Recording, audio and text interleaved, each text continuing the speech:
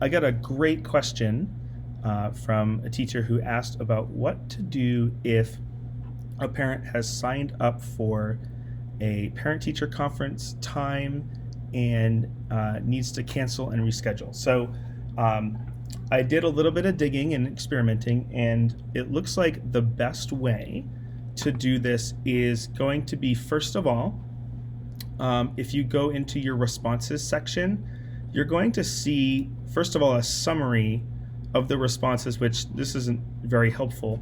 But if you go ahead and change to view individual responses, you will see what each individual person who submitted put, minus the time, as we've talked about before, because the choice removal add-on removes it as an answer choice. So all I would do in that case is I would hit delete response, this trash can right here, and that basically just removes the response. So now that person is no longer in your schedule. If you go to the spreadsheet, I do believe it eventually will delete it as well. If not, you can always just go ahead and do it on your own. It won't impact anything. But then the next piece is you need, if you want to put the time back in as a choice that they can choose, you have to go in and manually enter that back in, because as we've talked about with choice removal, when we go down for each choice that is made, it removes that answer choice from this question. So removing the response does not put it back. So you have to manually put it back in.